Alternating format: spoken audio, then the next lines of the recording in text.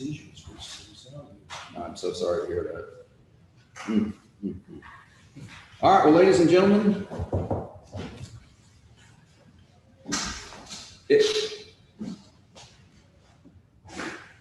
that's okay. We'll get to it. We're gonna give a second while we get the thing going.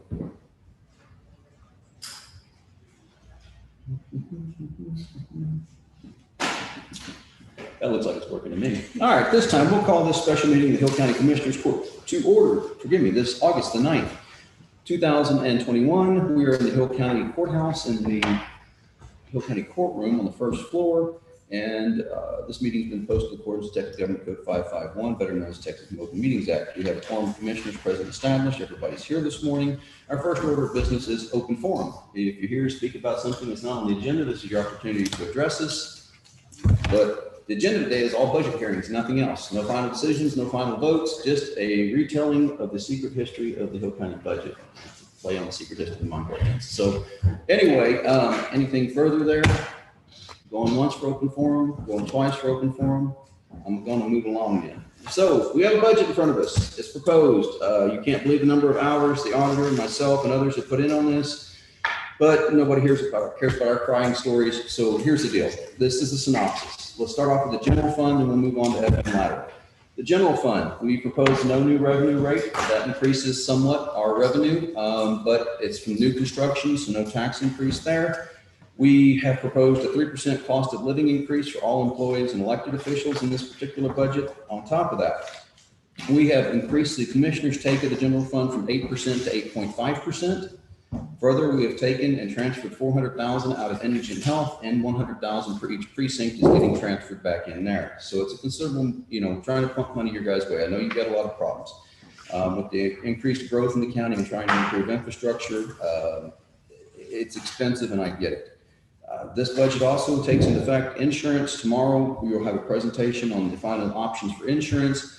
From what we've seen, both of those are about the cost of what our current cost is, or slightly cheaper. So that's going to be good. The other thing is we're probably going to move back to a PPO away from an HMO, which we hope is going to help us retain employees, especially those in law enforcement, the jail, some of those positions that the public's just kind of been down on lately.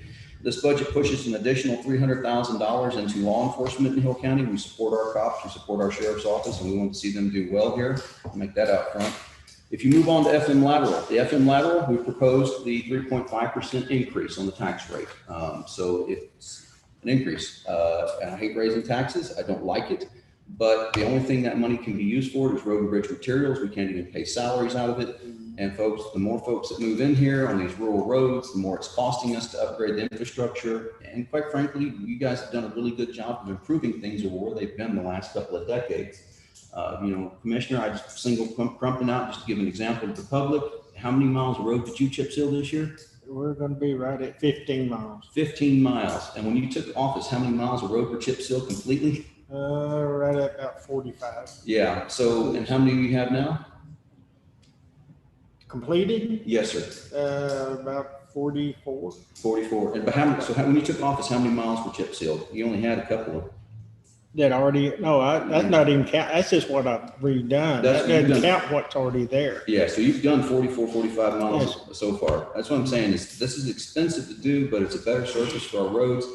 It's expensive up front, but in the long run, it saves us money, because when you go down that road, you have to re-gravel it every other year. We're not just paying for the gravel. Obviously, we're paying for the employee, the truck, the motor grader, the time, the insurance.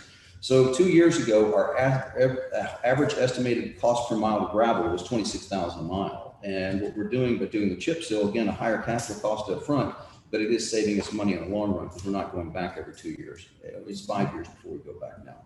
So as we get into this budget this morning, the first order is we have our constables up for our budget hearing. Mr. John Miller is with us this morning, is Constable Precinct 1. You'll have the proposed budget under the first tab. And if you go past our revenues, we'll come back to those when we have a lull today. This budget is balanced in the general fund. It's actually slightly to the good. We will have a slightly larger ending balance by approximately $2,000 than we do at the beginning of the year. Again, all those are estimates on our part. You'll find your statistical data on page 6. But if you go back to constables on page number 33, I gotta remember when I print these next time to change that number on the opposite page, flip it out to the left That- side. That increase that you were saying in FM lateral, is that already Mhm. figured into this? Yes, sir. Yeah, that's what I got to work with. Yeah. Hmm. Yeah, I've poured over it, gentlemen. Start all over. So I want to get on to John. We can move that. John's got a 10 o'clock this morning. So John, we proposed salary increase of 3%. Propose, I find my glasses real quick to read all this back to you. Bear with me. Then we've got supplies. Have you seen this, John? I have. Any questions regarding it? The only question I have is in the matter of a suggestion is the fuel line item. I would like to respectfully request that you increase that from 4,000 to 5,000 Okay, in anticipation of fuel costs going up this next year, as we know it will. okay. Other than that, everything else should remain pretty much status quo. Commissioners, any questions for the constable? John, any questions for us? No, sir. We're good. Thank you very much for being here this morning. All right, next up to bat is Constable Precinct 2. Justin, we had a talk a long time ago about what was going to happen if you didn't start serving papers, and I'm sorry to tell you, I had to go ahead and do it. So 3 weeks ago, you started serving papers. I've noticed that, but unfortunately, right now, not according to your JP and not according to the district clerk, sir. I've got no record of it. So if you serve those papers, they're not getting back to us. That's the problem. I want to believe you, and I want to believe what you're telling us, but I have no paper trail, no transaction trail whatsoever to show that. So where's the disconnect? Help me out. You know, went through my crap with my personal stuff. I understand. I'm not trying to rehash that. The problem we ran into afterwards, and I finally had a conversation with Larry 2 weeks ago of, hey, I appreciate y'all helping, but y'all helping is screwing up my statistics. So if y'all grabbing papers out of my box and I'm not seeing them, then I'm not grabbing the papers that aren't there because they're not there. So I've been focused on trying to keep up with the stuff that's coming in and I'm catching and staying on top of the stuff that was behind on. JP sent me out everything we were behind on. I made contact with MBBA. I made contact with everybody that was on the negative side saying, hey, let's get this straight. This is all 100% on me. I'm taking care of it. Let's get it back right. Get out there doing it. I'm not in the office every day. If I'm in that office, I'm not serving papers. Correct. If I'm sitting in that office, I'm doing nothing but wasting my day. There's majority of my papers I'm taking care of are all either been alternate service or they've been in the evening hours. I don't talk on the radio. It's already wound up tighter than the bill string in the evenings and most of the days anyway. The computer that I have, because everything else been going on, I haven't bothered Philip with it. Just getting out there, trying to get the stuff done. I told you I would, and I did. You told me you would in January, twice, when we met privately. You told this court you would when we met in executive session months ago. And it wasn't until last 3 weeks that we started seeing papers upstairs. I told you I was going to call accountability on this, that we were going to pay attention to this. Yes. I'm talking to your JP. He's telling me a different story. He says in the last 2 weeks, you started showing up though. In the last 3 weeks, you have. There's no doubt in my mind, things have started to pick up. But how do I know that if I put your budget back to where it should be, that you don't just quit on me again? That's my concern. I Well, think I that's the never quit to concern. begin with. I mean, I had, the day Kevin went to the hospital, I got exposed to COVID. I was out for 3 weeks for that. I can't control an illness or something that takes me out of office. We're the only offices, well, JP, or Precinct 3 is the only office that has a deputy. We're the only offices that don't have any staff below us to help with staying on top of things. And I'm not trying to say anything bad about people that do, but whenever things happen, they're able to rely on people to take care of stuff. Precinct 2 problems are not a Precinct 3 problem. Precinct 2 problems aren't a Warren 4 problem. They're a Precinct 2 problem. I told you I was going to step up and handle it. That's what I've been trying to do. Commissioner? Since we have Kyle filling in for the second precinct, what about taking the good pickup and turning it over to Kyle since he's the one that's going to be serving the papers? You know, it's dependent on what Justin does at this point forward, really. You know, I didn't want to come to this. I didn't want to have to do this. I hate this because I like you. I like you a lot as a friend, And I'm but not this is even worried about business. who likes me, I'm worried about, Well, that's me too. I'm not worried about that. What I'm worried about is getting the job done. And you've constantly told us something that has not come true yet. Now, like I said, I'll give you credit for the last 3 weeks, but we're in the 10th month of the budget year. And I grant you had troubles here and there. But Justin, you've told us things time and time again that haven't panned out to be the case. And that's my concern, is how do I verify that what you're telling me is true today? And I haven't been able to do that until the last week or two. So if things are going to pick up and move forward, that's what I want. That's all I want in this deal, is for the job to get done and move forward. But ever since last year, there's been an issue here. And I don't know how to better address that and have this conversation publicly. How do we deal with this if there's not going to be any accountability with what needs to be done? I've got 3 other constables pulling all the weight over there. I had to rehire another deputy constable. Obviously not just you, but Mr. Cordell got out when he got shot. We had to take care of that. So there's another expense the taxpayer has to cover. You know, when we took this job, we all knew kind of what we were getting into. And some of us maybe didn't know the whole part about the job. But at the end of the day, Constable Precinct 2 has one person, and that's you. That's it. Yes. You're the one that's ultimately responsible for making sure those papers get served. And yet when I pull the report from the district clerk, I get her to pull the report, so I don't make sure I'm not doing it wrong.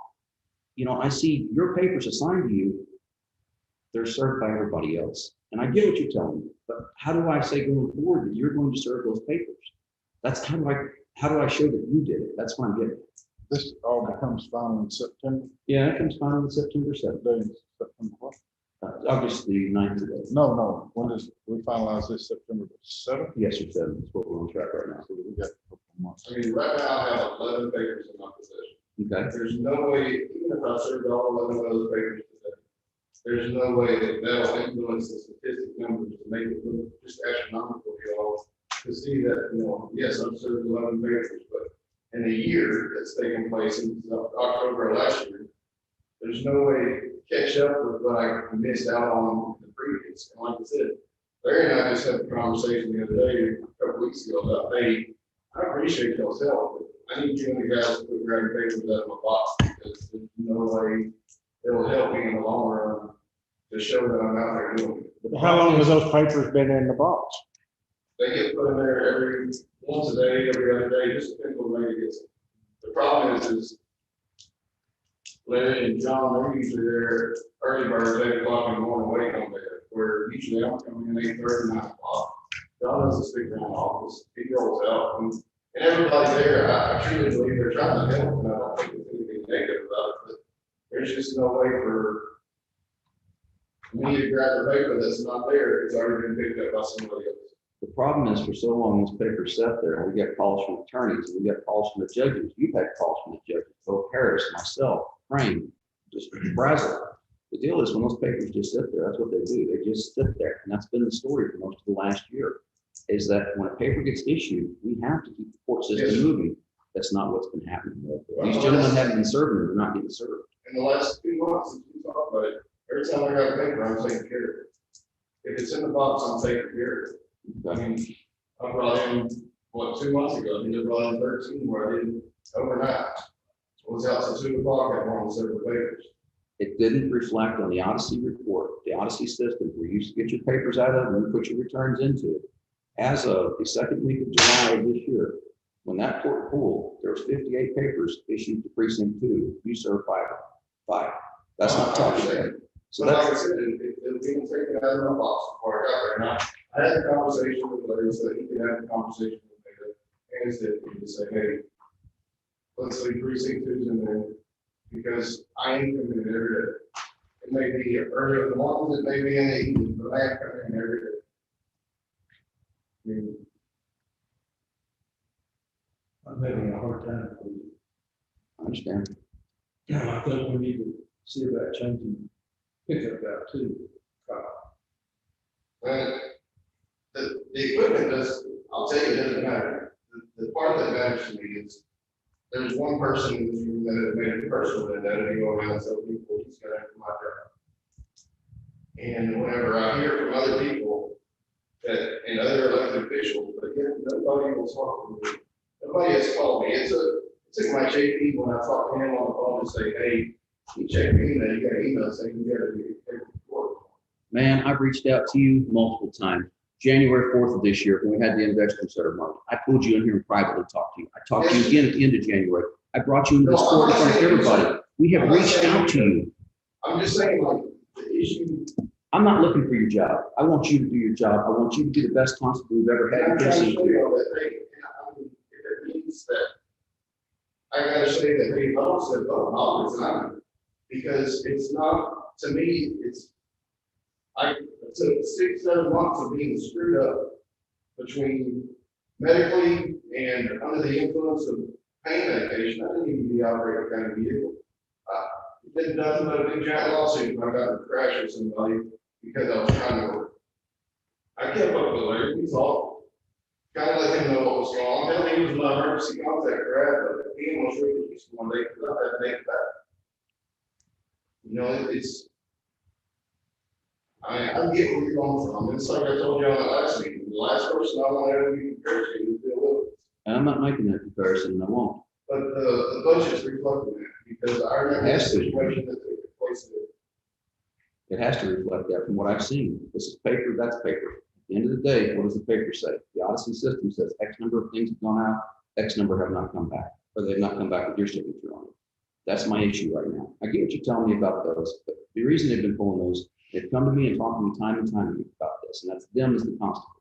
Hey, we're covering these papers because this lawyer's calling, the phone rings all day, this didn't get done, this person's hollering at us. The tax bills aren't getting done so that we can hold tax sales out here, and it holds up our whole court system. That's what I'm saying about it. Hey, at the same time, you say you screwed up. People are telling me they see you out on the interstate at night making that extra money. That's fine if you're serving your daytime job. When you're sitting out there in county equipment at night and the daytime job doesn't get done, that gives everybody a little bit of heartburn, just to let you I know. worked that highway twice in the last year. That's it. Okay. Because I said there's no way to beat me out like I was, I could justify even being out there. I mean, 100%. I mean, that's precinct 3 constable. So the question is, how do we move forward from here? What is it we're going to do as a group? I mean, y'all, I'm not gonna say y'all, the mind's already been made up. I'm afraid you're wrong on that. Mine's not. Well, Because I wouldn't worry the about this. only way I at all. can show you, I mean, you see the numbers was, go for the last 3 weeks. Yeah, that's what I got. It's 3 weeks now, out of the last 10 months. I mean, when is this final, last minute that you can change it? Because, We've got a little time. but like I said, I have 11 papers. I said, one trip this morning, because I want to give y'all a good number when I came here to say I was, figured out that first week after we got everything squared away. Larry and I sat down that day in the office and got everything figured out. But did you bring them all the papers that day? Did you bring everything you had that day? Everything I had came in the office. Everything I had came in the office. The papers that were expired, made contact with the attorney and said, hey, this is $3, I'll take care of it. I mean, trying to build the bridges that were on fire and trying to get them back right. And That wasn't my understanding of how that worked. That wasn't my understanding of what went down. My understanding is more papers came up later after that that had been missing.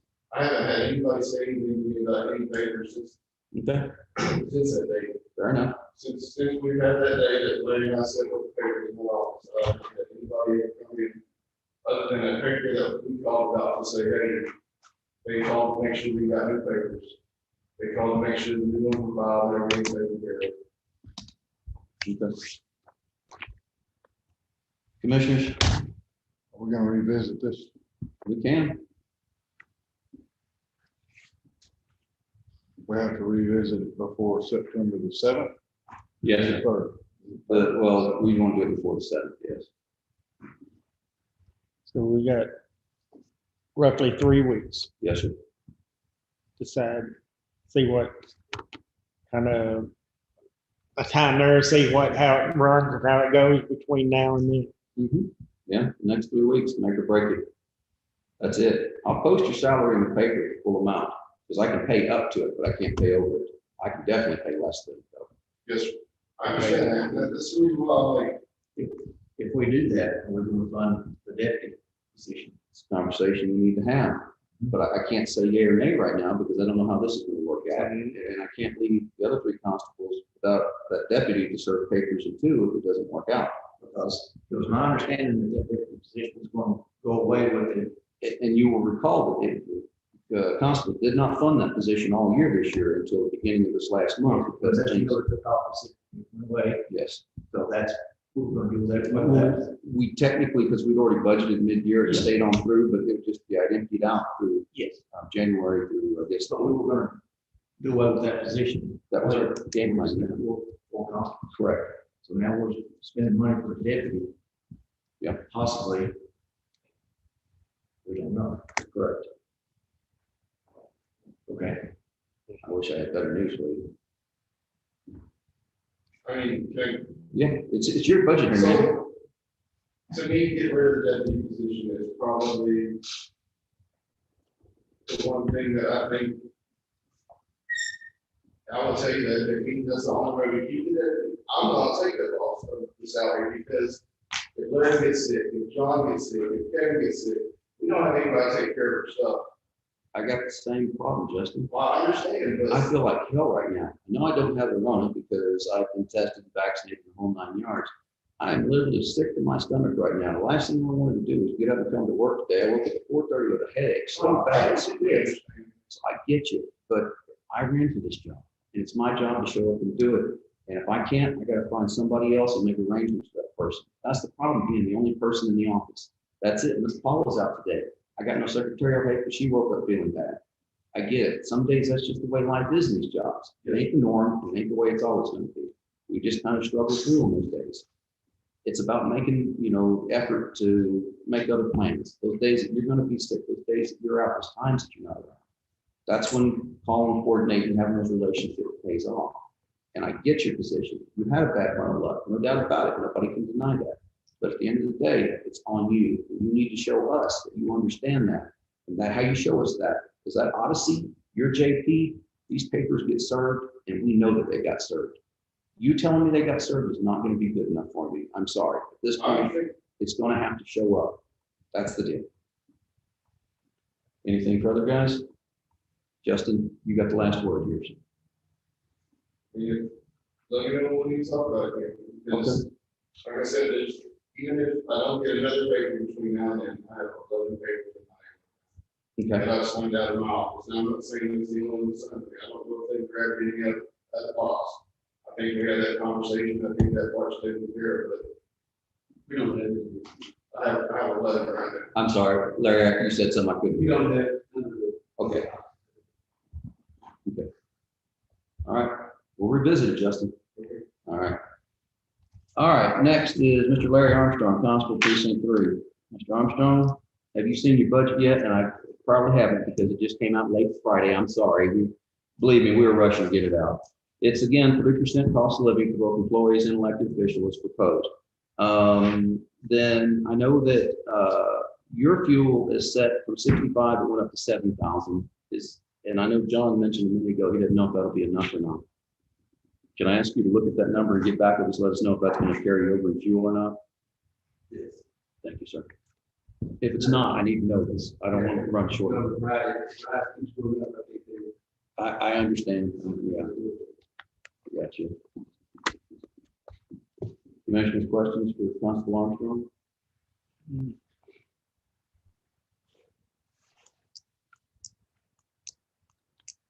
Questions for the commissioners? Constable Armstrong? No. I would just, the fact that I would like to see more papers. All right, where's she at, Fred? She's at 995, which is getting paid. All right, I did a job a couple of weeks ago, it's worth a lot more than that. I think about that when Paul, every time Paul's out of the office, I realize we don't pay that woman near enough for what she does. I don't have it in here with me. It wouldn't matter if I had it. I thought I printed out the schedule for myself. As part of the overall budget, the proposed budget, and adopted budget, it's an Excel workbook is what it is. And we have a sheet at the end that has personnel, everything from name, salary, department, classification. So we don't always print it out of the budget because it's personal information and we're required to put it online. And I don't know that I could read it, is the problem this morning. Even if I could. Do we know what made it, you know what, maybe that's not a discussion about an employee to have in public, forgive me. I get what you're telling me, let's look into it and get together and find out where we're at on that. Anything else? Mitch? All right, anybody further? We're way ahead of schedule, so we're gonna keep pounding on here. Tom, we gotta skip Mr. Cordell because, well, again, we're 25 minutes ahead. Thank you, Constance. We up your repairs from 15 to 20,000 to the radios and other things. Anything else? Well, I would not think the fuel is good, but again, nobody knows how high fuel is going to go before it stops. I agree with you wholeheartedly. It's kind of difficult to tell. But the main thing is we just, what we are doing in maintenance is just increasing because we're adding more and more. And know that Tom's fuel is higher than most. It's not because he's my favorite. That is not the case. Because Tom has his car, the emergency management van, the boat, the generator, the four-wheeler. So all of that, it adds on there. I just want everybody to be cognizant of that. Again, they've done a great job of managing that budget. They've done wonderful. It's just that this last year was kind of rough on everybody's budget with repairs. You know, it just is what it is. Yeah, terrible. So that's the budget. Tom, got any needs, wants, concerns? Good. Commissioners? On the new radio project, they're gonna cover that in full or whatever you're working with. Which one are you speaking of? Oh, the 800 megahertz. Susan, Is that the one you're speaking of? But we got one project going on at the SO for the dispatch.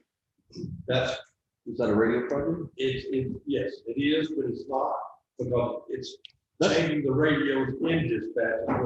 That's from the COG, is it not? It is a COG project and it's fully grant funded. Okay, I think what we're, Totally great. Yes, but that one, there may, I don't think there should be any incidental. This project has taken way longer than it should.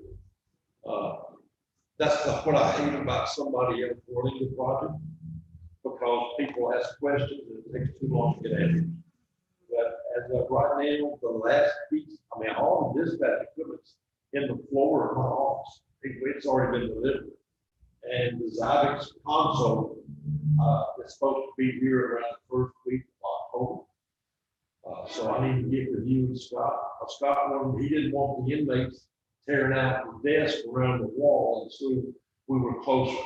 So, but right now, that's where we stand. That's probably around the first week of October. So y'all can start scheduling to do what you're gonna do. The other project, the 800, I'm meeting with that is not grant funded per se, but I'm meeting with Motorola tomorrow all day they're gonna give me the overall picture.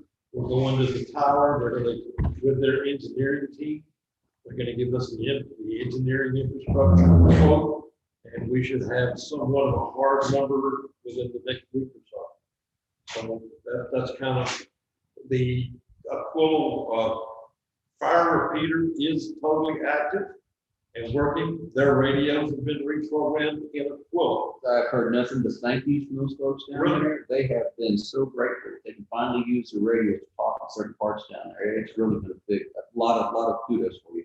One of the things to finish that project is we have to put that particular tower on the dispatch console. We were trying to coordinate all this at one time so we don't get, fees for having the technicians come in and do a small job, but they're charged for the travel time. I was trying to wait until we got everything done and then we have all the programming done at the same time. I don't know if we're gonna be able to do that simply because the Zybex console is pushing it out so far. But that's just conversation we'll have to have. And that's kind of a rundown of who we are, what is grant funded, what's not. We have a conversation tomorrow regarding the 800. Yes, that is the conversation tomorrow. It's the 800. The 800 would be the 800 megahertz radio system we've talked about. Our neighbors to the north and south both have it. We're the only block of 35.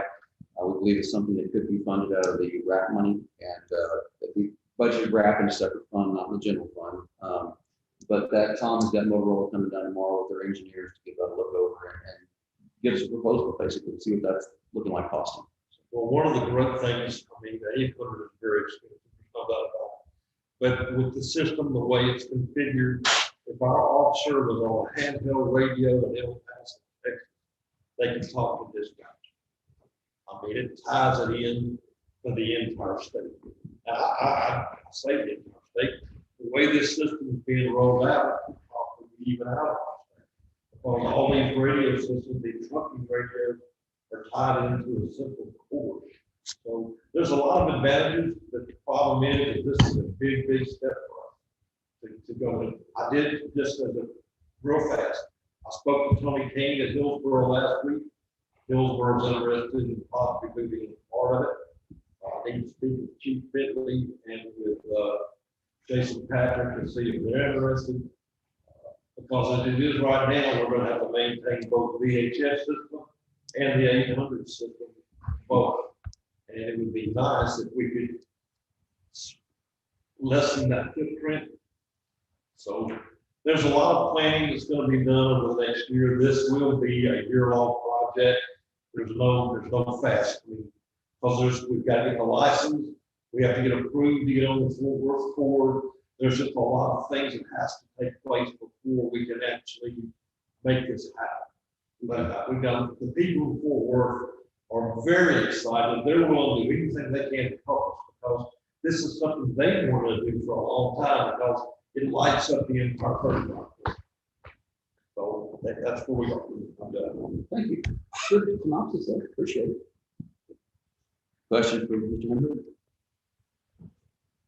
I don't know, I was just there with the maintenance building, if there were things he's gonna need. Well, that's a good, First and that. that's correct. And I'm gonna have to look back into that. That's one of the reasons I need to go back and check the utilities again. We're gonna have the added cost of the maintenance building, which I understand the geotechnical report, not geotechnical, the environmental report came back and it's good to go. So we have that cost. I'm probably gonna put the utilities under the courthouse, just for the rest of our utilities for our annexes. Go just for sake of keeping it in one place. The other question I have is, what are we gonna do for any, it's gonna have to be insulated, it needs some minor work on the doors over there. I think that money can also, as part of the warehouse, come out of the RAP funds, the RAP funds. So I'm hoping to expend out of that for those, but long-term utilities will be something that will look into the courthouse utilities. And of course, we were supposed to save a bunch of money in utilities this year. It makes it very difficult to save utility money when your fire alarm goes off for 40 minutes with the sprinkler system. And fire pump works as advertised. So I don't know that we're actually going to save any money in utilities. It's not people from the industry's fault. That's Snowpocalypse, Winter Storm Uri. But it looks like the jail is on track to cut utilities and definitely water usage. So hopefully that continues as well.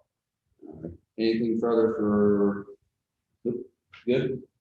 All right, if you think of something, let me know. Ms. Cook is not here, so Ms. Swilling, you ready to go? If not, I'm going to do song and dance stuff. Ms. Swilling is up toward the front. You'll find the auditor. You're good to go. Hey, actually, I might need you to hang tight because you might need to do. Okay. Sorry. Oh, sure. You might have some bailiffing duties this morning. You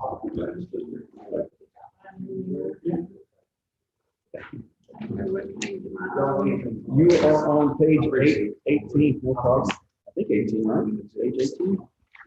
Page 18, yes. What's that? I didn't want to fall over the paper. No. I don't want to talk about the course of this, but we've had some issues with people in the jail, not in the jail, but jailers out with COVID, so he's shorthanded right now.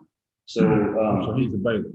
yeah, he was acting as a bailiff. Tom's gonna act as a bailiff now. He's going back to actually work for the jail. Because your sheriff is shorthanded at the moment with people being out sick. So he has, that's just what you do in these line of work. That's, there's days that you're the maintainer operator and there's days that you're driving posts. Just the way it works around here. Sorry, go ahead, ma'am. We got, So you said Kyle is going back to work at the gym. the sheriff is. Oh, the sheriff. Sheriff needs people on the floor, so the sheriff says, I'll be that person on the floor. That's just that part about us filling in holes where we gotta fill in holes. Okay. So as you all know, the district judge sets the auditor's salary and sets the staff wages for the county auditor's office. So we are, again, proposing 3% increase, but the judge will kind of do what the judge wants to do on that, and we'll go along. Go ahead, Susan, what you got? Well, I just had spoken with Justin and thought we needed to get a more professional or assistant professional in for our office to help with duties, because I hope to retire sometime next year, maybe the end of July, June, just however it'll work out. And so I need to Stay with me through confirm. budget. Stay with me through budget. You have to show the new person how to budget works.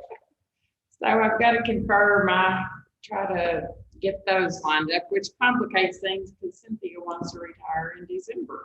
So, Oh, so Yeah. that kind of makes it a rough scenario on us. And just to let you guys know, I'm in full support of the auditor picking up another paraprofessional professional and start training them to do the duties of that office. I think planning ahead always saves us money, even though it costs us some upfront. And we're talking about a sizable salary, which is what it requires to bring somebody on with the qualifications and skills to do the job like Susan has. So I'm in support of how it ultimately turns out. the girl that's up there now, Crystal. Rachel, Rachel. And is she, She's not CPA. oh, I don't think she can take over the job that's needed. I didn't know what she. Yeah, She does good. she's helping. Yeah. She's helping and contributing. I didn't know what her So. education background. Right.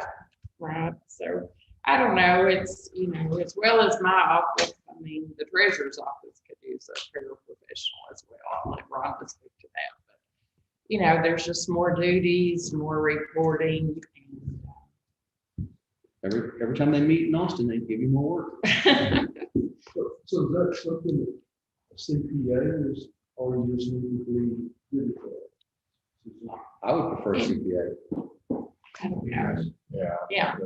It's for an auditor, they have people that aren't CPAs, but I would recommend that. Doesn't, and the paraprofessional, I think somebody that has a degree and just the knowledge and want to take on, they need to kind of be committed to staying with the office, whether they can move up or not. Just a good accounting, bookkeeper type person. I'm not sure where Barnett I don't think she was was. graduated. Yeah, maybe, I don't know. No offense to her. Mhm. Well, the, right, as the auditing standards have gotten more strict, we provide a lot of information to the auditors, and that hasn't always been the case as in the past.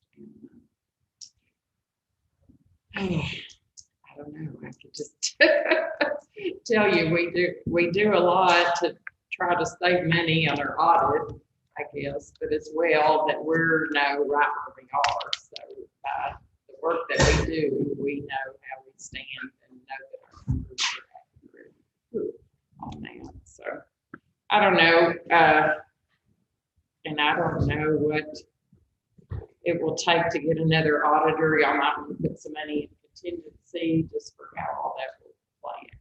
Okay. And I'm, I know I can't come back to work. I'm not trying to say that, but I could be of some assistance later. I'm not gonna, I've put my whole life into this job and I'm not about to let it, fall if I can help it. But, time goes on, everybody's got to do different things. We do have some other challenges. I don't know, the purchasing agent, we don't really have one. Our population, they're saying, is around 37.6. When it gets to 41.6, the auditor is the purchasing agent. So I don't know, that's not this year or next year, but with our growth, it could be soon. contract services now. They want us to jump through hoops and reclassify all of our operating leases to capital leases and do all these gyrations, which starts, it's effective October of 21, which the reporting for 21 isn't until a little bit later. So I'm not sure that we can wait all the way to the fall of 22, but I got some quotes on one particular system. I would want to check out other systems to help us with that, because we have to depreciate and amortize the leases and factor in an interest rate. And we have about 45 of those. And we can do it with Excel spreadsheets, but the only thing with Excel spreadsheets is you have to check the numbers behind it. You know, it's rather detailed. So they've given us a figure of annual maintenance 8,400, and the quote would be 7,500 plus 2,500 if we needed assistance in implementation. The first year it's going to be 18,400 and 8,400 thereafter. That could be budgeted for in IT. I just think it would be good. Maybe this new person that we get can take on some of those duties when Cynthia leaves and go ahead and get this set up. They'd be knowledgeable about it and how to provide that information. What are they trying to do there, Susan? Further allocate this? I mean, I guess. Well, governments are already always different. I don't know, they just come up with new things of how our reporting should be. And it's, you know, I mean, if you're doing your taxes, you want to amortize your equipment and stuff, but since it's a county, I don't see why they're getting ahead with that. I don't know if they're wanting it to look at governments the same as individual, you know, as companies. I'm not sure where they've gone. They've gone into all this new deferred revenue type ideas. And I feel sorry for the auditors. I wouldn't want to go back to having to do a financial statement under general accepted accounting principles if I had that job to do again. It's just, they're just requiring more and more. And I don't know, to the average person, you know, or investor, I don't know that that's giving them that much more information. Well, the general public don't care at all. Right. What the budget looks like or anything else. So, and the poor people in Austin, they're going to have their stuff to figure out. Well, but they'll figure out anything. Don't make money matter now, artists. Did you get that? Well, the only thing right now is they do let us, you know, write off the equipment, or we're able to show expenditures in our budgets, and we record them differently than an enterprise would. And it seems like they're trying to get us more and more to be an enterprise accounting instead of a government accounting. When do you think they'll get to the point where when we buy something on the credit, we don't have to show it now, like we do now? To me, that is. Well, it's so I know different from that's anything silly, I've ever done. and some counties don't do that, but it helps us keep track of the assets.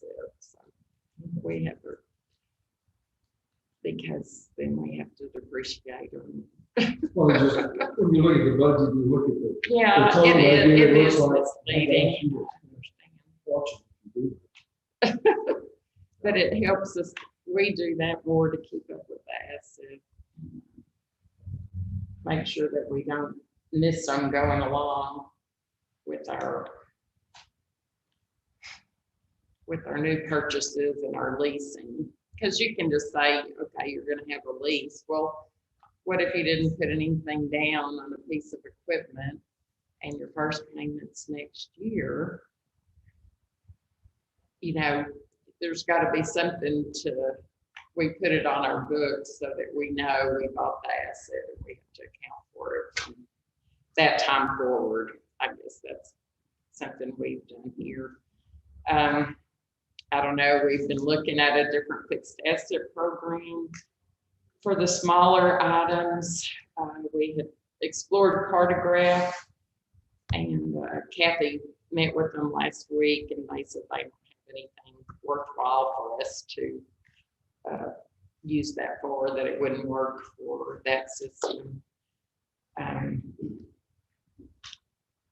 don't know, it's kind of crazy, but a purchasing agent has to do the inventory. So we don't really have a purchasing agent, but I think in due diligence of keeping up with stuff, we're supposed to keep up with our inventory. They ask us on all kind of grants to keep up with our inventory. Our system now, we have the data from our prior system, but it's needs to be updated as we're doing it all manually now. And then on payroll, I don't know if we need a new timekeeping system or a new payroll system.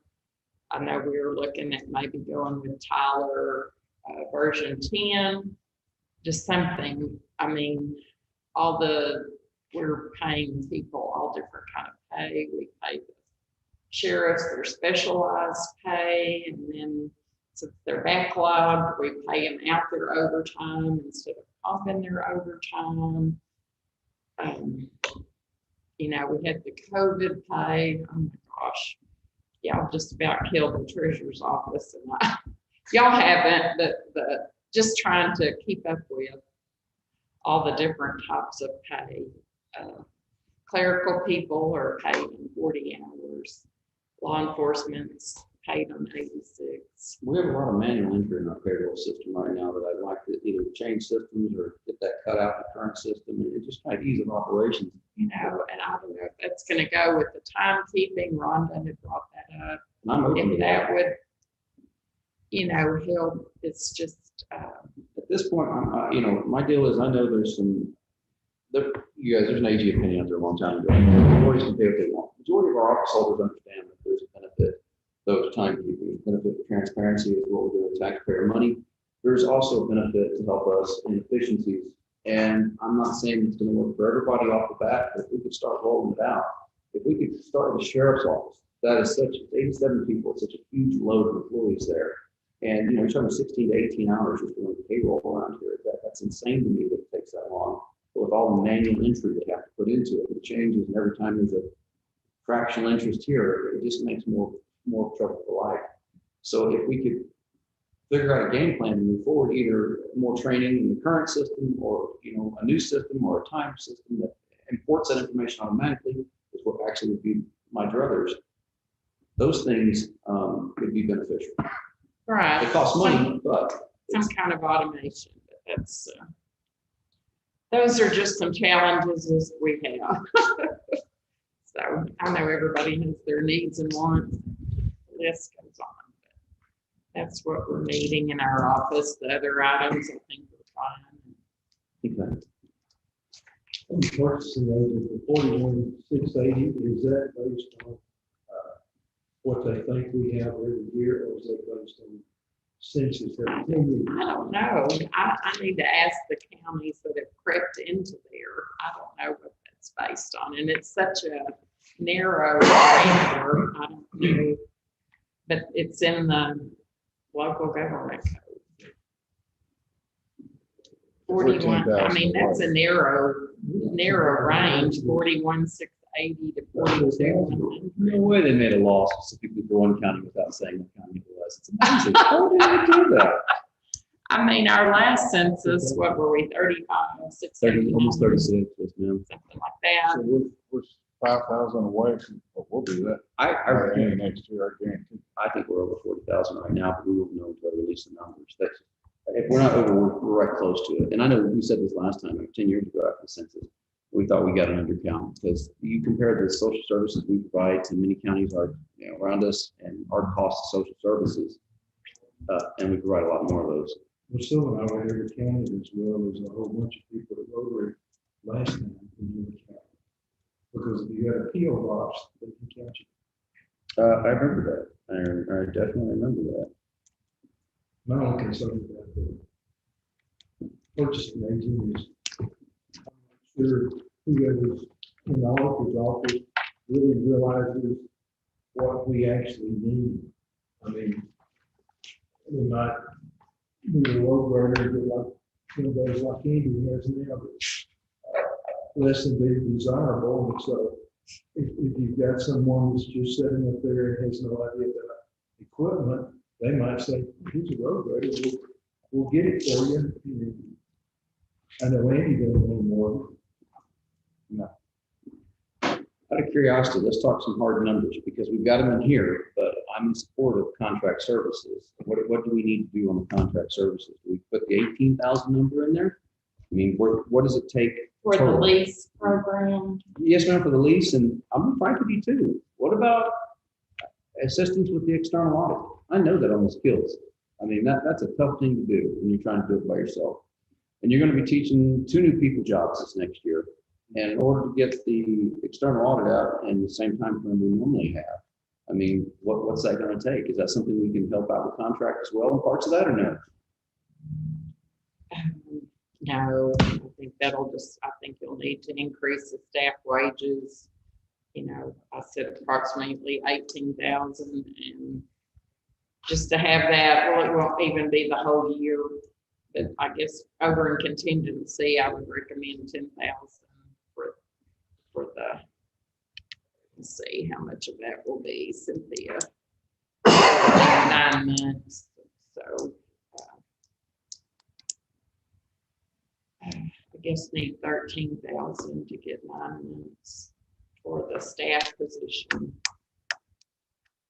And then I guess, you know, you can put in the 18.4 for the contract. And 18.4 for this. Okay, so what contingency 13,000, or do we just add that to staff wages? Just add to staff. Okay. Just gonna add that to staff wages. So 13 to staff wages, and then contract services looking at 18.4. Yes. Okay.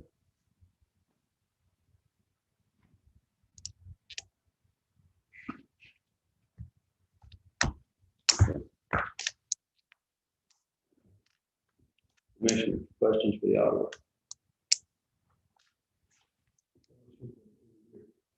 Say so. I would say she had a very full year. But July said those sneakers on running out the door. I know, I was trying to call around to get some ideas of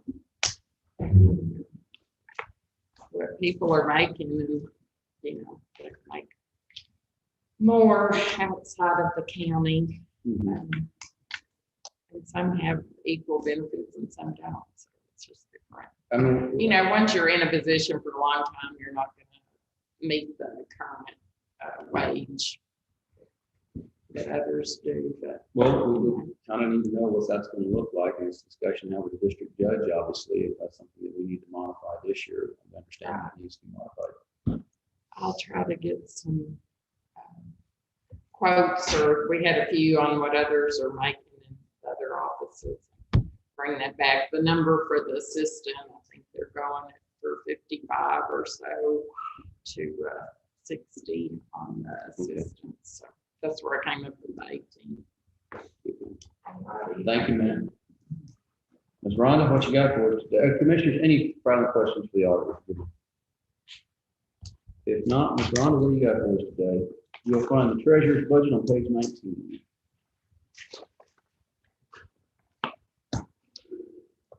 As far as dues and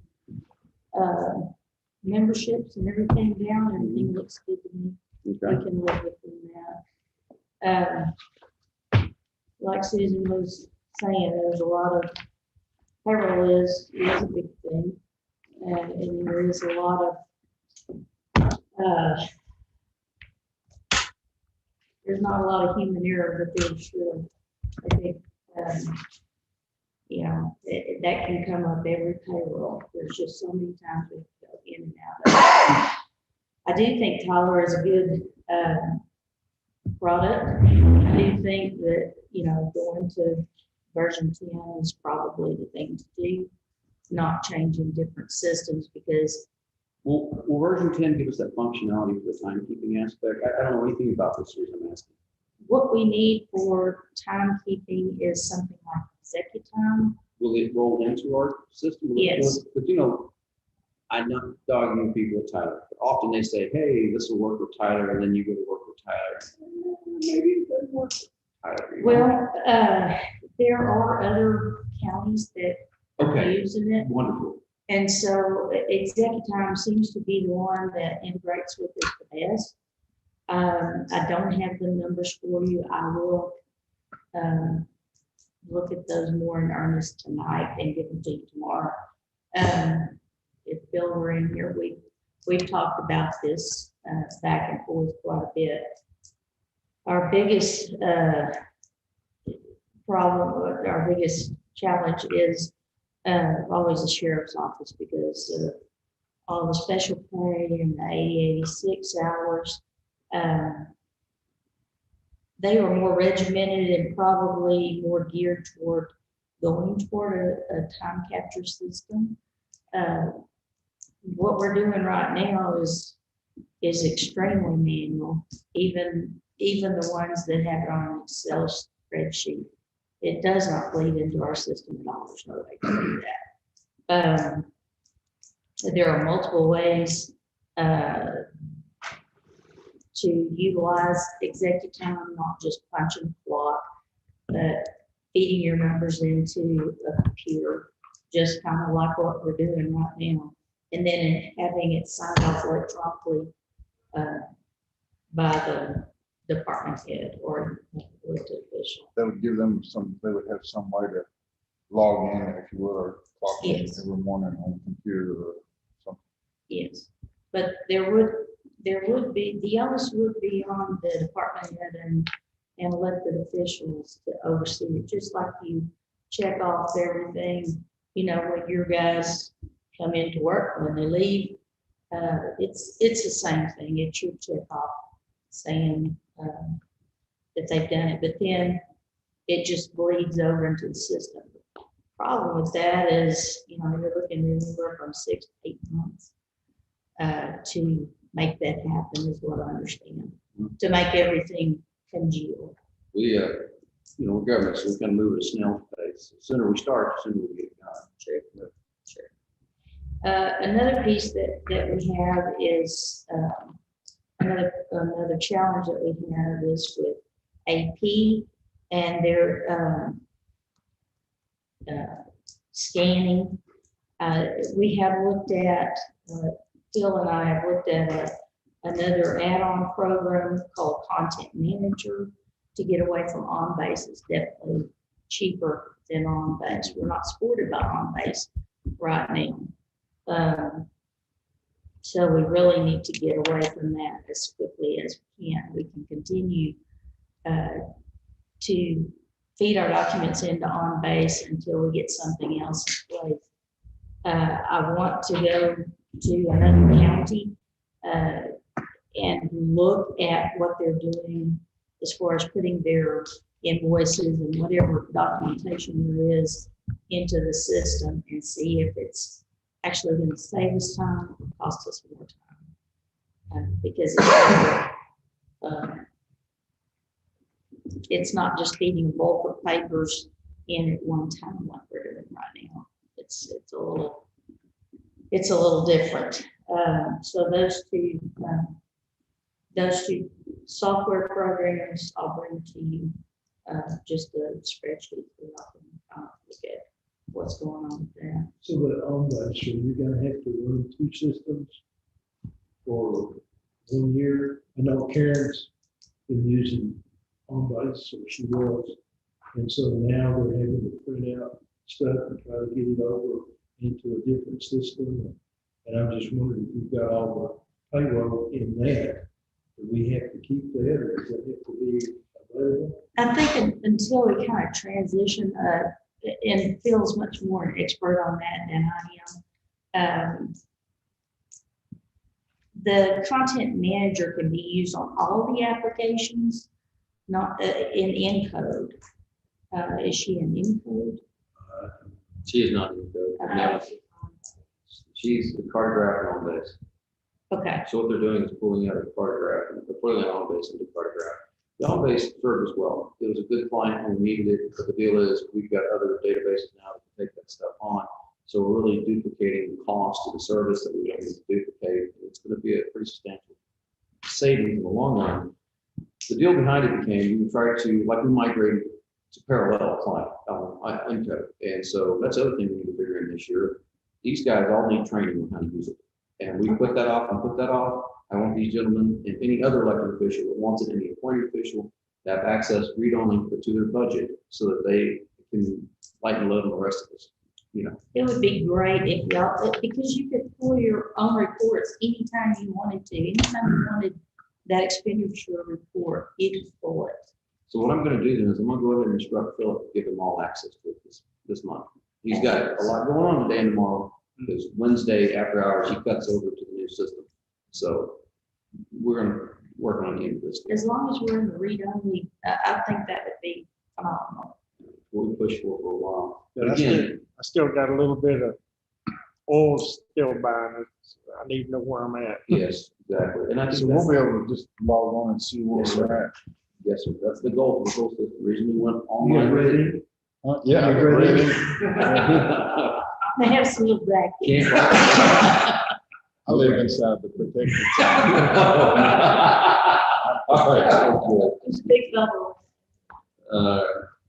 Anyway, we're trying to get rid of long base. We've used it for a lot of different things, but we've got Encode we can now put into it. Cartograph we can put into it. You know, there's a couple of things out there that are troublesome that we're looking for new service for. But when we went back to on base and about doing the software as a service, you know, not having to replace the server, having physical hardware on site. My goodness, the exponential increase in price that they're going to charge us not only for their annual maintenance fees, but for that fee as well. It just doesn't make sense to continue to go down that road at this point. So, sorry, I didn't mean to take over. No, no problem at all. Another, we were talking, Susan was talking about purchasing agent, you know, we talked about P cards for years. I don't think there's any way that we should go to P cards until we have a purchasing agent in place. Okay. I just don't, I don't know that we can do it. We have 6 county cards right now. They will not issue us anymore. With Wells Fargo, I've been kind of holding my breath for 2 years now that they're going to cut that elite program out. So we need to certainly be thinking about P cards. Push comes to shove, we can do it, but like I said, until we really have a good. What's going to be the major holdup on the P cards doing it without a purchasing agent? The day-to-day and just staying on top of it all the time. If you had a vendor that offered a program to keep up with it, would that help? I don't know if that's available or not. I don't know either. I really don't know. I know it is. It takes quite a bit of time. Yeah, reconcile receipts, reconcile. I've talked to one of the treasurers, a really seasoned treasurer in New Braunfels that uses the P cards. And she does spend a lot of time, sometimes day and night, you know, when somebody's P card acts up or, you know, it is a little bit labor intense. I don't know that we have staff that we can handle that right now. I'm just curious how that intensity compares to the current system we have where, you know, every single thing has to pass through your hand. And we've got to get it and get them to sign it and get it back to you. And then for certain things, we got to go by the treasury auditor for POs. I'm just curious how that compares in the day. Is it a trade-off, I guess? I know this is intensive, but is it going to double down the work or is it actually ultimately just going to be the same amount? I don't know. That certainly is something to look at.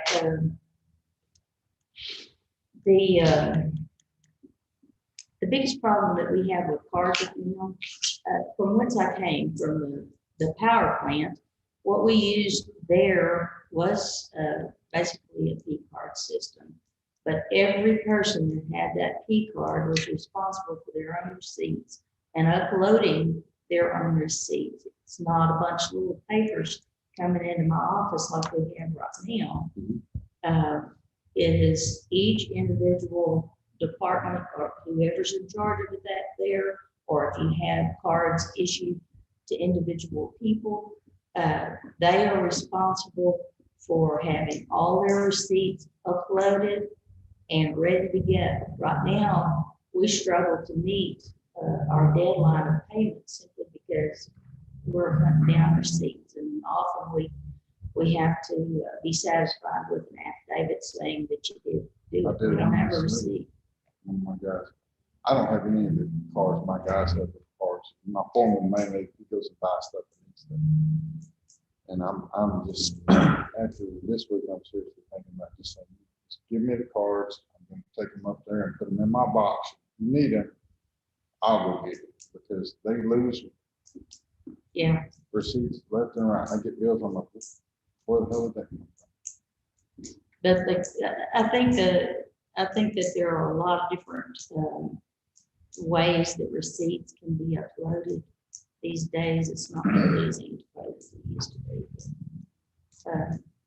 But anyway, I think as part of the system, we look at it, we increase our capabilities. You know, have like I found something cool the other day. So I use Dropbox in my private practice, and you know this is a scanner. So Yes. now I can take this phone, open it up, go on to Dropbox, and I hit a single button at the bottom, and I hold it over a piece of paper. It takes a photo, and it is an exact duplicate. And if I need to scan multiple pages, I just keep hitting continue, and then it uploads straight into that folder. So I can do that with a free application. Surely a paid application would have the ability to do that and hopefully lessen the problem of keeping up receipts. Yeah. I just don't know that Encode has that functionality yet, but it's something I'd like to address. If we have something as simple as like Dropbox that can do that, I don't know why we couldn't do it elsewhere. We can scan receipts into the card, but I don't know how to. Something to look into, because if we can scan them on site, the incidence of losing them would be much less. Paragraph's really good, because if you're repairing something, you can scan it. The receipt attached to that piece of equipment.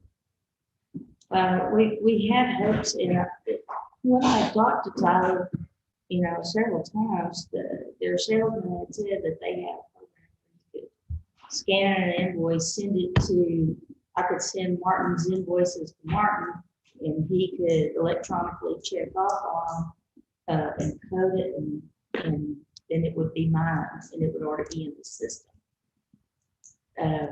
But they do not have that. They don't. Not yet.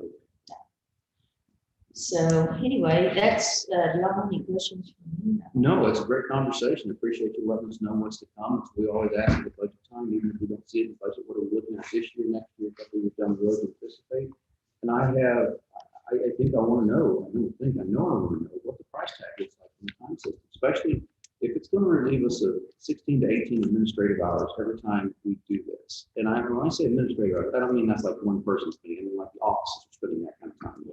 It takes up your time, it takes up the auditor's time. And It takes the office holders. officers. So if we could say, 3 days every 2 weeks, 2.5 days every 2 weeks, I'd be really grateful. We can certainly use that time for other things that we need to do. So, and then if I don't have to increase the number of employees at the same time, I can do it on the time system. That is wonderful. That would be great. So, all right, look forward to seeing those numbers. Thank you. Okay. Commissioners, anything further for the treasurer? I'm just actually somebody work there. 30 employees. I do have a new employee coming on, the 16th, next Monday. She's got, some things to learn, but I think she's very teachable. We do not have, we probably do need more expertise in my office, but for what we can pay, I think Gotcha. we're doing well. So. Thank you. All right, Judge Brazel, thanks for joining us. I know we're a day ahead of time on you, but we're really scooting through this. So what you got, man? The basics are this: 3% cost of living for you, elected 3% cost of living for employee. Judge Brazel, you will find his on page number 30. Oh, come on, Justin, your fingers aren't what they used to be, are they? 31, is it 32? I can't remember off the top of my head. 30 even. I'm gonna try to call your guy again today, try to call him Friday. Friday. They don't answer the phone. Call him, they want to call him over. No. Like I said, I I have not asked for any change in basically almost anything, nothing on salaries, dues and membership. Training and mileage is all the same as it was last year.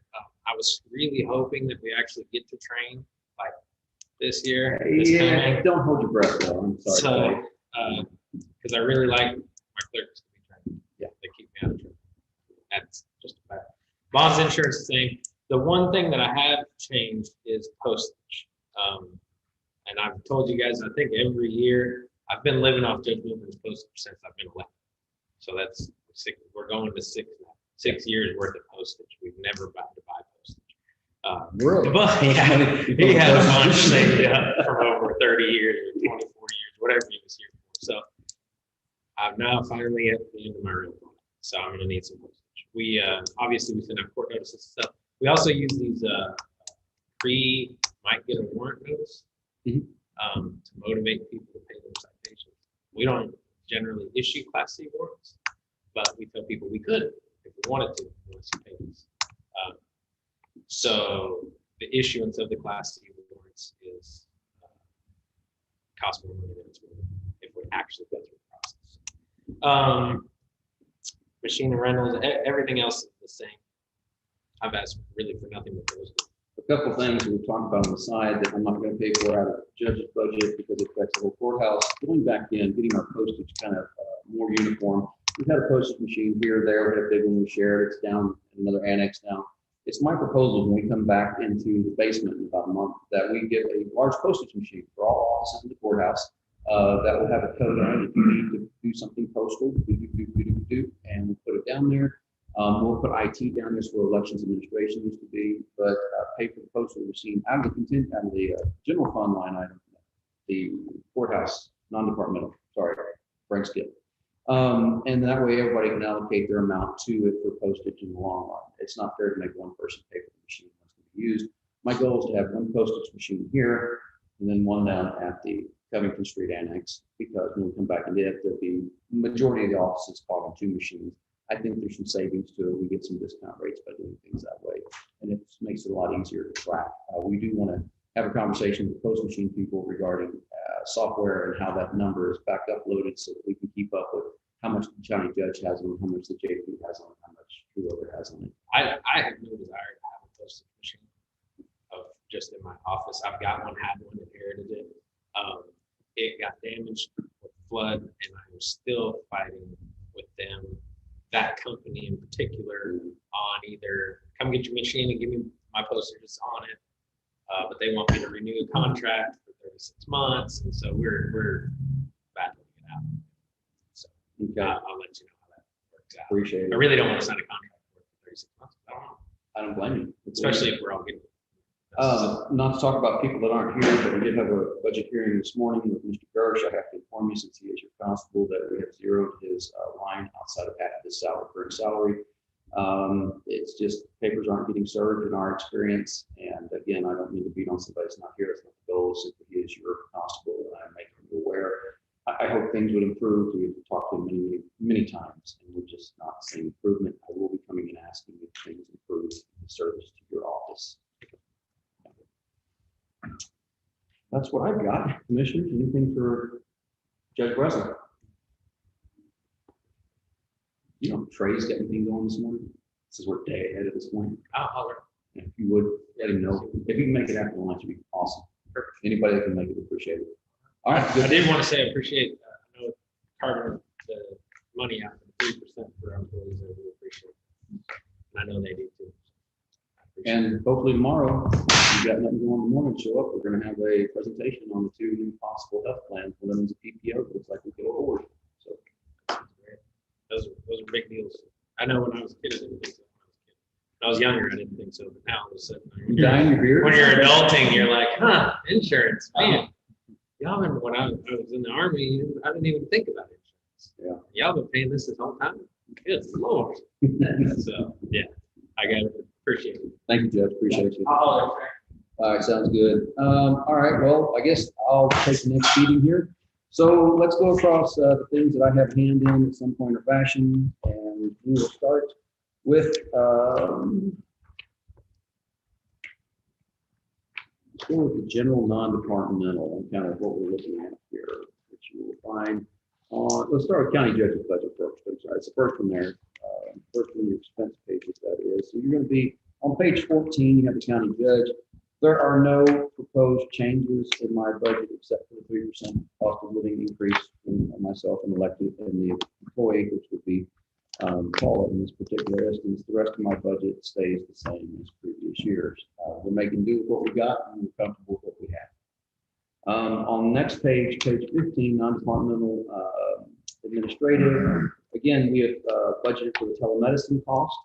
That is the Health MD. It keeps people from making claims against the health insurance, and it apparently is working out fairly well. I hear from a lot of people, including my wife, whereby you can pick up the phone at 9 o'clock at night and call about the sick kiddo, and the next morning we'll pick up the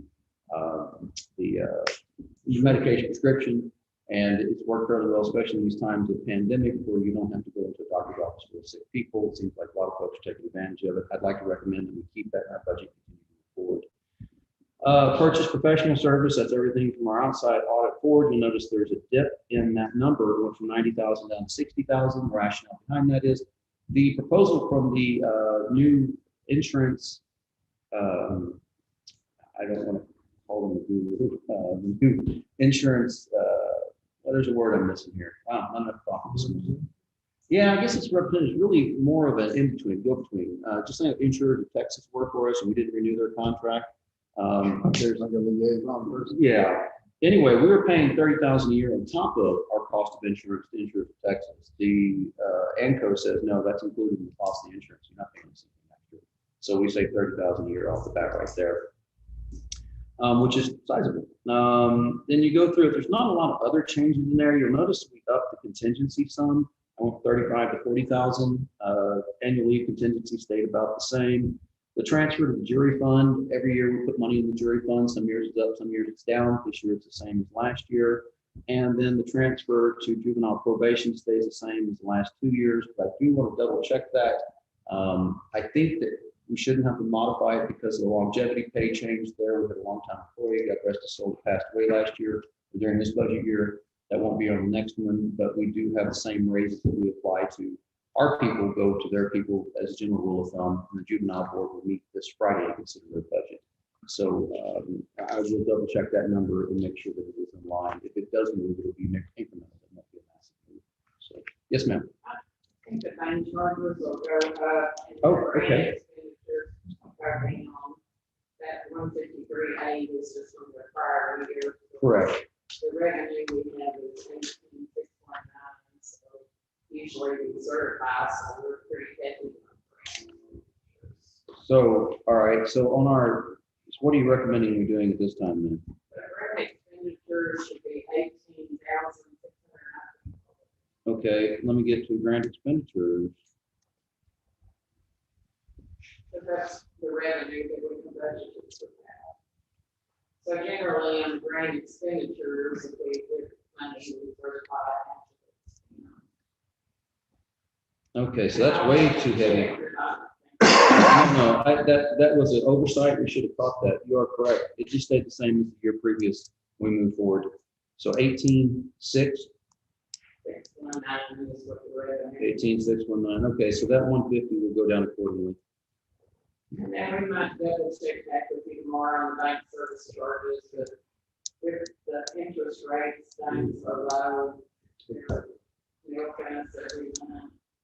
So that might need to be around 65,000. I don't know. Okay. Friday, I can get you a new number on it tomorrow. Thank you, ma'am. Appreciate you catching up the grant expenditures.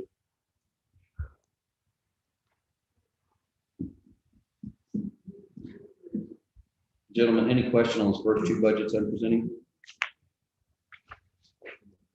If you're gonna let me skate, I'm gonna move on to my next budget I gotta present. The price, I don't have an estimate yet. I need to go see what it is. So that price is gonna go up. It goes up every year. I just don't know how much it is. We believe we have a copy of the appraisal district's budget, proposed budget in our files, and we need to go back and see what the proposal charges.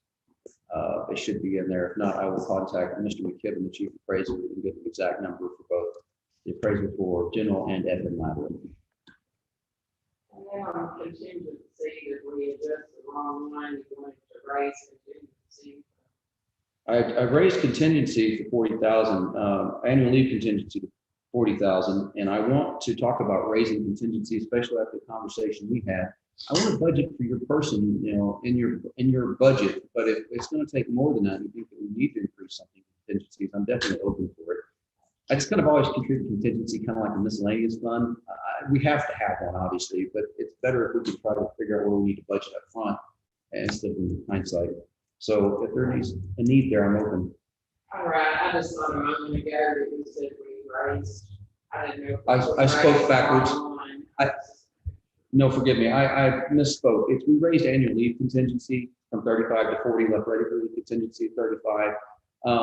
Look, I'm going to be straight out. We've had a number of people retire this last year. We looked at our wage changes, and when most people retire out, some of them carry a hefty amount of PTO, annual leave, whatever with them. And when they do that, you've got one of two functions. You can either A, sit there for a long time without hiring an employee, wait till your budget comes up, or if it's in a position where that can't happen, we're going to have something to cover it.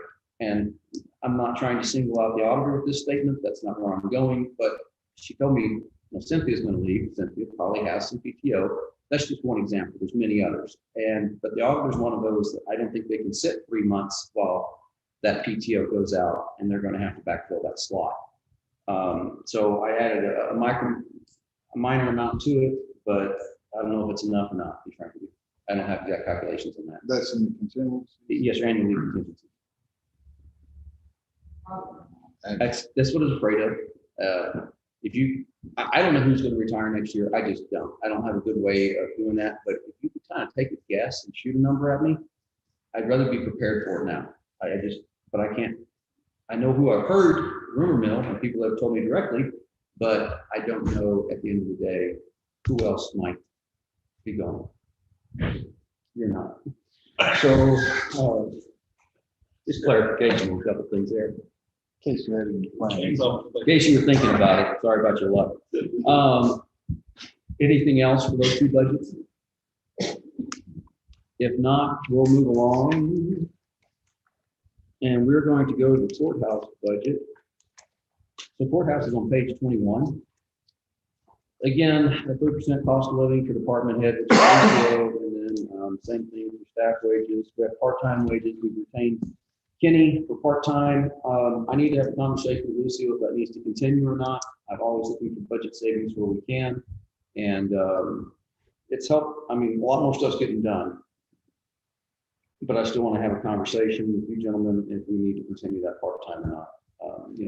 Lucio is got a lot on his plate. He maintains multiple different annexes. He mows and the sheriff's office can't get to it. The court, fairgrounds, and that part-time employee he's got really does a lot of the manual labor, picking up every morning in the yards and cleaning the parking lots and cutting limbs and sweeping, generally helping the janitorial staff at the same time. So I would not like to see it go. I would like to see us continue it. But again, that was a decision that we talked about last year that we would revisit the budget time.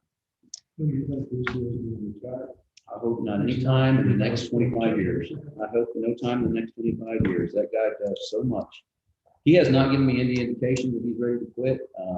So I hope, and I talked with him last year about this, that, hey, if you're going to go, I'm going to require about 6 months notice on this deal. Because he's got so much institutional knowledge about how things work around here that we've been trying to get that on the cartograph. That was going to happen this year. And then we had Winter Storm Uri and all this mess. But we need to start getting a database, a repository of the information that Lucio carries around, so that if he should decide that one day he's done, he's going to retire, he's going to enjoy himself finally, that I've got some way of replicating him, because without him, we're in trouble. That's all there is to it. So I know some of it. I do not know the vast majority of what he knows. So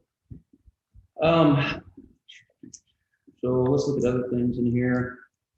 Obviously, you'll see the supplies in the year-to-date supplies. That 531 actual of $538,000. I think that's a typo. I need to check with the treasurer about that, though, why that was entered in that way. Maybe it was part of Winter Storm Uri. I don't know. That would be.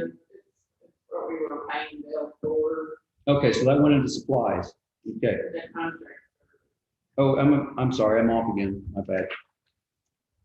You are correct. Contract services. So we've cut that back to 5,000. I don't think we have any more contract services out of that line in hopes this year. We'll see. No other major changes in there. Again, the utilities, we anticipated dropping them. I don't know that we can at this time. Just that winter storm here, the damage to the courthouse, they're running the air conditioners, the heaters extra. I just don't think this would be smart this year to drop it. We will look at those numbers again. Capital lease payment of 123,901. That is the McKinnis repayment for this year. We put it in capital lease in the courthouse. Now that covers both the courthouse and the jail. But that was just a common place to put it. Questions?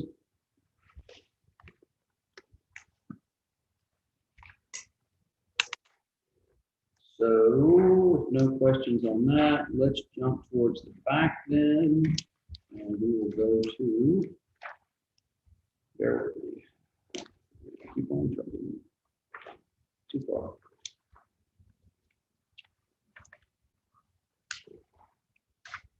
Here we are in our 5301 public assistance line item. Guys, at autopsy and transport, I'm going to have to go up on it after further review. What page? I'm sorry, page 44, on your proposed budget, page 44. Autopsy and transport, we continue, we had 2 more unattended deaths over the weekend. I can't tell you why, that we've had an increased number. COVID plays into it, but not the entire amount. That number continues to go up at autopsy and transport pace, where obviously what it talks about unattended death being transported to autopsy form. And our indigent burial comes out of there as well, which is another thing. We've had an abnormal number of indigent burials. You'll shortly be bringing the policy to you fellows to update our indigent burial policy. And I will be tasking the indigent healthcare coordinator with operating that policy going forward. So she's come in voluntarily asked for the job. We will help her out. She does a good job of running it. Healthcare, indigent healthcare, so I have no problem asking she can run the indigent burial with the correct policy in place. Public assistance, keep on moving down. No major changes to that budget. Again, we are Meals on Wheels. We're doing that grant program. Child Welfare Board, we're still putting $20,000 a year towards that. That's on top of their fundraising. Mental health and aging stays the same as last year. Had an increase last year for the first time in a while. Cell Block, we're still proposing to pay for their insurance, and what's left of that $7,500 after the insurance for operational needs. Hill County Fairgrounds, we're still proposing at $50,000. I will let you know that we did not meet our anticipated revenue this year because we used the fairgrounds for our COVID response, what the building was originally designed for, emergency management. So forgive us, revenues held up in other places. We did not meet expectations, but that was because we significantly changed the use of that building from being a public arena to something that we could do testing, inoculation clinics, PPE storage, warehousing, those kind of things. We hope to get past the pandemic, we'll turn it back in, but we have lowered expectations for revenue for this coming fiscal year because we don't think we'll see that happening anytime soon. Then on the mental illness is another thing we participate in through the COG, $500 in the HMR. So that is the general public assistance with 301 lines. And again, the autopsy and transport, we're going to go back and look at that one more time, but I promise you that's probably going to happen. Questions?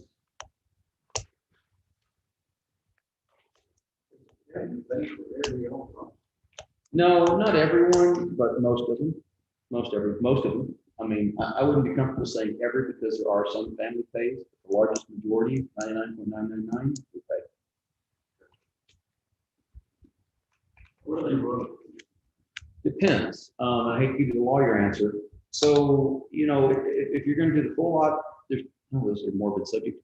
So you have options. With American Forensics, who we've been using, Tarrant County has had some issues. If you've been reading your paper in the medical examiner's office, we need to stay away from. They'll get that corrected. Tarrant County? Yeah, I'll go Google that. I'll leave it there. there. Yeah, it's okay.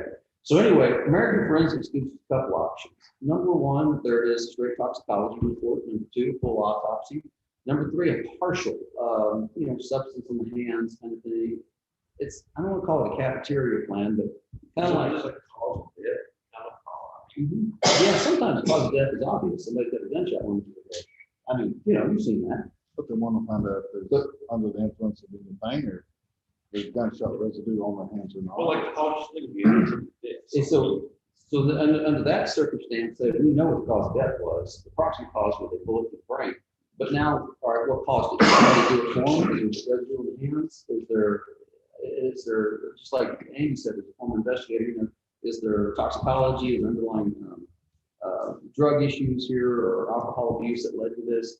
And then there's times that we come from people that have passed away unattended, we got no clue what happened. And so then that's the full autopsy. It varies. I know that I wish Judge Bowser was still here. He's been kind of our lead guy amongst the JPs on this. I can't speak highly enough about him. You know, he's kept us in the loop and informed, and he's always the go-to guy when it comes to, hey, reach out to Fort Worth, reach out to American Forensics, kind of give us an idea of what we're looking at, what we need. So unfortunately, that's one of our duties is to deal with the dead. And if it's an unattended death, that's on us. The other thing is, a lot of times they can die in an emergency room. I admit it, that's an unattended death. And so Charles Jones has to go down to the emergency room. I've always thought that was a little. Like 1,400 to 2,000. It ranges, isn't it? Not cheap. Then you got transport fees, which of course, you know, the funeral home is always working as well. The funeral home has not gone up on the cost of a cremation in several years. And I asked him about that and he said, no, we're good. So can't say enough nice things about James Klein Company with Marshall and Marshall would open us out over the years. Yeah, that's a cost that we can't really control. So. You still have to keep all those boxes in. Yes, sir. If you die unattended and you have no family, you will spend eternity in the county judge's office, it turns out. When I ran for this job, nobody told me about that. So yeah, if you go digging through my closet, there can sometimes be some people back there sometimes. So, did I see your eyes? You didn't know that. Yeah. Sorry, I didn't mean to let the cat out of the bag. Yeah, that's, you guys got a lot more room than I do. That's a great idea, Commissioner. Should we take a vote? Yes. Make a motion. I always heard rumors of both roaming around. So, you know, it's one of those deals. We've had some success over the years. I work with Veteran Services very closely. Anytime we have remains that come back to us from pauper's burial, we have Brad Organ running through the system. If they are a veteran, we can get them into the state cemetery at Killeen, which is wonderful. We've got a lot of folks down there. And a couple of times you spend some time with me, and then twice now, the relative that showed up at my office and asked, hey, so-and-so lived in this county a couple of years back. And There's some folks. Oh, nice. so Not just the paperwork. some folks. So a couple of times people have showed up and we've actually said, I'm sorry, can you have a seat? I hate to tell you this, but your loved one's passed away. And I have their remains here if you'd like them. And so we give some affidavit signatures to cover everything. So yeah, sometimes that's how it goes, man. It's, You have a box person. yeah. Yeah. Box large. It's again, not something I knew about when I ran for this all over here. So just give me a heads up. Don't go digging around my closet if that freaks you out.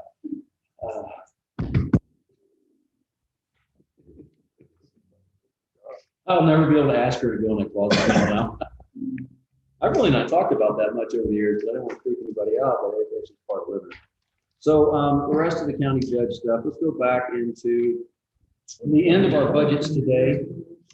We'll redress this with Judge Harris when he comes in. We'll do engine health in a minute, but let's start off with law library. It's the same as last year. You guys, it's a dedicated fund. That money comes in, can only be spent on certain things. We spend it on basically online legal research, which is actually cheaper than having all those books up there. So the expenses are lined up to be roughly the same for this next year regarding that. The jury fund is next. The jury fund, we did add a line this year, and that is court appointed. It's the 2401, 2327 line. I actually mistook what that was when it got added. So what I started doing in my probate court is for airships and guardianships. I have to appoint under the state's code what's called a guardian ad litem. Guardian ad litem. That is where one of the parties normally pays for it. So if I file a guardianship in my court, if I file a guardianship in the court, I'm the attorney, I'm going to have to put a deposit down at front, $500, and then the court has to appoint a guardian ad litem. So the county doesn't pay for it to guarantee the guardian ad litem gets paid, or the attorney ad litem gets paid. I get that money up front. We have to show an accounting in and out. We anticipate about $6,000 a year on that. It could go up, it could go down. It's just a guess. We've seen a lot more probate traffic this year than we normally have. It's slowed down some in the last 2 weeks. Again, knock on wood, but the probate docket over the last couple of years has got considerably bigger. Kevin Cordell wants you to know, good morning from the state of Idaho. By the way, Kevin told us some time back he wouldn't be joining us this morning. He had a family vacation plan, and I can't think of a more deserving individual, so just give me a heads up. Anyway, so the jury fund comes in about where it was last year. There's no major changes inside of it. You'll see the grand total of $564,000. The majority of that is propped up on the revenue side from fees collected by filing of court cases. 150,000 gets transferred from the general fund into that, though, because there's just not enough fees to process the cost. The state of Texas actually finally recognized there is such thing as an unfunded mandate, and the only one they really recognized was the attorneys. You see the majority of that goes into appointing attorneys for people the law says we have to appoint attorneys for. Your Sixth Amendment's right is very important to me to have counsel, so I am not going to sit here and badmouth it. It's just the cost of doing business for us. Page 80. I'm sorry, 60. I don't know why I said it. Not enough coffee, I swear. I'm gonna start doing those little espresso shots. Courtney won't let me do it because she says it's not good for the ticker. But so all right, that's kind of where we're at. Any questions on the jury? And again, we can go back over this when Judge Harris gets in here. We obviously, district judge, will respect what he has to say about these things. We did take his input on making this budget. Last but not least, in there is our interest in sinking. Last but not least, on the overall budget. We'll go special budgets in a second. I think you're getting off easy. So on the interest in sinking, I'll let the auditor tell you the good news. Listen, auditor, how many years before we pay off our bonded indebtedness? Well, 4 years, including. So 4 years, Will County will be debt-free on bonded indebtedness. Not many counties in the state could say that. That could change between now and then, but there's a good news today. So we're making our interest in sinking fund to $595,983, of which principal in the amount of $580,000 and interest in the amount of $15,783, and fiscal agency of $200. I can't believe it. Keep that up. Yes. I might need to change the fiscal agency to 360 out of this new agent that we have as hardship. I think for twice a year or just. If it's got to go up, I'm okay with that, simply because we've saved over $2.3 million over the last couple of years by refinancing this twice in the last 10 years. So I can handle another $160. It'd be all right. So, all right, that is the interest in sinking this year. Moving along to proposed budgets, the one I'm gonna let most everybody talk about their special budgets. They've got those. The one I want to go to is our probate records management. I'll start off with on page 68. I'm gonna tell you, even these glasses aren't working anymore. It's about time to go see the head. They prescribed bifocals last year, and I didn't go get them because I didn't want to admit I needed bifocals. So I'm still using glasses that are a year out. Now I've got white in my beard. I'm just going to go ahead and get the bifocals. I'm done. I'm out. I got a kid in college. I'm old enough. I can do it. So anyway, revenues are what we're looking at. County clerk's fees, obviously, the probate records management fee is something that we pick up.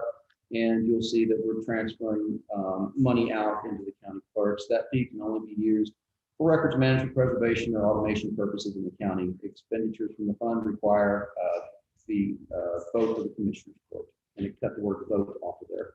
And I printed it, so I'll have to fix that. Moving on to the next special budget that I want to touch on is the Hill County Tourism Fund. So tourism, we have a general beginning cash balance of $127,800. Again, we have a proposal of hotel motel tax of $22,000. Guys, I don't know, with COVID going the way it is, I really hope and pray that we make that. I just don't know what it's going to look like, so that's a little up in the air. Our dues and memberships to the Texas Hotel Motel Association, still I propose to continue that, approximately $1,500. Contract services for $5,000, miscellaneous, and payments to agencies. So what we've been doing is taking applications in November of the year so that by December, we can go ahead and say, hey, where the money's going to go. This last year, we had hired an employee and she did great, but then she's moved on to greener pasture. People recognized her talent and kind of snatched it from us. We've not rehired in that slot to manage either the website or the overall program. So we're going to have some conversations coming up about how we see tourism moving forward, and the same thing with the Hill County Economic Development Fund. You know, we started the committee that meets quarterly, we're supposed to meet quarterly, then COVID got in our way. And that's trying to figure out a cognitive plan that everybody can get on board with moving forward with Hill County for economic development. What does the community want? What does it not want? So what I'm saying is we've got to do some different things. Thought we had a great program lined out, and then our talented all-star got snatched away from us. So now it's either find somebody else to replicate that, which I have not yet, or go a different direction. And I think that we need some input from you gentlemen as to how you would see that transpiring. Actually, input from anybody. I'm good. All right, and like I said, that's the last but not least of these was the probate court preservation and then probate education. Again, these are small fees that are collected upon filing of the probate and guardianship cases in my court. And that money can only be used for certain things. The probate preservation sounds a lot like the previous one, but purpose to digitize court records to preserve the records for natural disaster only. And again, it's controlled by the Commissioner's Court, so we make it as a special budget that we give you gentlemen. The Economic Development Fund is on page 76. And last but not least, there is a new special budget this year, and that's the ARP fund. And that's the total of the $7.5 million that we are seeing come in, or 7.14, I should actually say. You'll see we anticipate to have the second half of that money come in. We've already received half, so the second $3,509,319. Interest on that of $77,000 and change. And then we have expenditures lined out in contract service, repairs, and capital outlay. That should cover a large portion of our building costs. The costs associated with 800 megahertz already taken out of that will be the warehouse. There'll be some more warehouse costs with the county in this budget. And then the jury software to make it easier for people to interact with the courts without having to show up in person so that they can do what they need to do for our jury pool selection. Questions? None? Okay, Ms. Cook, what do you got? You are. So, you know, y'all know April Cook, she's the healthcare coordinator. We are looking at the indigent healthcare budget, which is on page 58, forgive me, 58. So indigent healthcare, we have department head salary, again, 3% increase. We're talking about insurance tomorrow, so hopefully we're going back to PPOs, what it looks like at this point. Elsewise, we've talked about inmate medical stays the same, so we pay that. Our indigent medical stays the same. Postage is up. We've just had more postage costs. Again, they'll participate in the postage machine once we get them back in the courthouse within a month or so, we're thinking. And then transfers out. You got it. What do you got, Steve? Okay.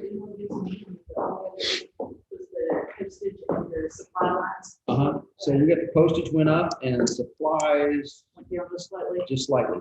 And then I told the court about your offer to take on indigent burial and the that you put together and reporting, we'll review, and we'll take action on shortly. So you're still good with that? Yes. That means if you do that, you get to keep all the people in your office too. Maybe I not. don't have any visitors. So I would definitely, if they knew, we'd cut down the number. I'm certain of it. So, Commissioners, any questions from Ms. Cook? Thank you for what you're doing. Thank you very much. It's a tough job, but you've done really well at it, and you've been very appreciative of your efforts. Thank you. Anything for us? No. Oh, we're gonna make it easy. Okay.